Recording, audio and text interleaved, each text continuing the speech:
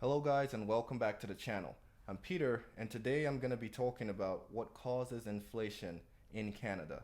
If you're new to this channel talks about financial independence, tips and tricks to help you on your way to financial independence, financial literacy, personal finance tips, and all that kind of good stuff.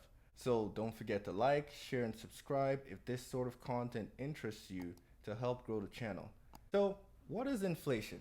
Inflation is the general increase in price over time.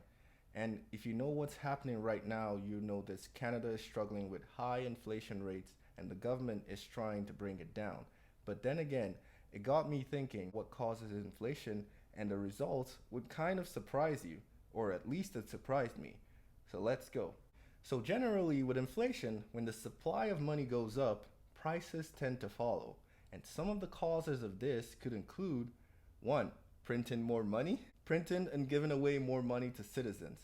While this is a good thing sometimes, it could also lead to inflation, or generally it leads to inflation as well. The next could be legally devaluing or reducing the value of the legal tender currency. And a third one could be loaning new money into existence as reserve account credits through the banking system by purchasing government bonds from banks on the secondary market. This is usually the most common method. And in all these cases, money loses its power. And what happens here is that there's one demand pull effect. Let me explain that. Now, demand pulled inflation is when the rise in supply of money and credits in the economy leads to increased demands for goods and services. Basically, when there's more money, people want more things, and then the production can't keep up, making the prices to increase. So basically, when people have more money, we're definitely gonna see more spending. Does that sound familiar? It does, because during the COVID-19 lockdown, the government was issuing out support to citizens by giving out a certain amount every month to those that were unemployed or some met some certain criteria. While this was good, it then led to more spending, because guess what? Now, if a certain individual wants to buy something worth maybe $100 before, and somehow they can now buy this for $110 because that extra $10 was free money, which is the sweetest money to still spend, because that particular item is not available or is scarce. I can pay, or the individual can now pay an extra $10 just to get that item. And that leads to what? Bidding. And that leads to driving the prices up. And that leads to having the highest bidder win. But then again, after that, the prices don't just come down. They stay that way because from the producer standpoint, who doesn't want more profit? See where this is going? Now, the next is called the cost push effect, which causes inflation. So, back to the COVID situation. When everything started going up, the demand for things started going up because of more money in the economy and people willing to bid more. Now, everything is scarce because there's a supply chain lockdown or a supply chain pause due to COVID.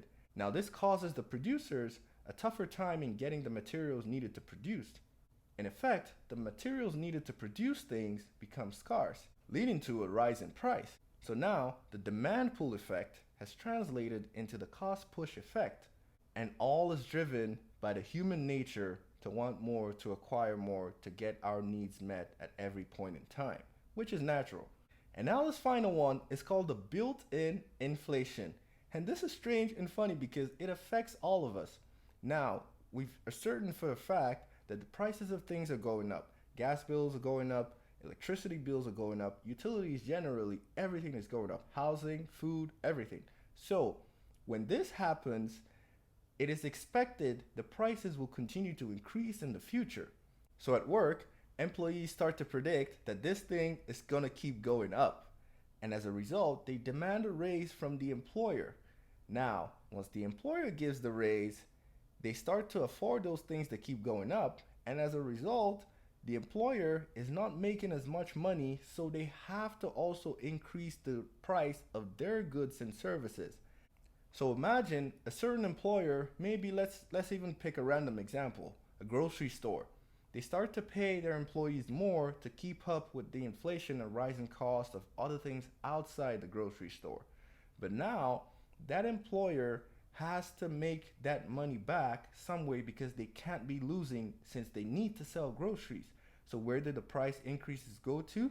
The groceries that they sell. And that in turn affects outsiders coming in to buy groceries. The same thing happens everywhere. The automobile sector, energy sector, housing sector, everything. So that's how, as humans, we kind of play a big part in causing inflation for the country. But then again, you would ask yourself, so what should I do? Would I not try to increase my wages just to match up a cost? The answer is you have to, because if you don't increase your wages, everyone else is increasing their wages. And then you're still going to face the inflation anyway. So when looking at what causes inflation, it's kind of funny because it's actually we as humans that cause the inflation based on the desire for our needs to be met. Let me know if you've thought about it this way or if these examples make sense to you.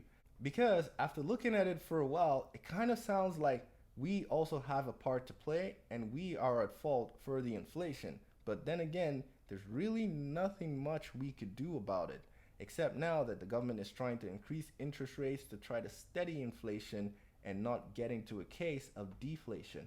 So I'll stop here today, and this was what I thought about during the week, and I figured I should share with you guys just to see what you think. If you like this video, don't forget to leave a thumbs up, like, share, and subscribe to help grow the channel. Till next time, I'm Peter, and this is Hint Hive. Thanks for watching. I'll see you soon.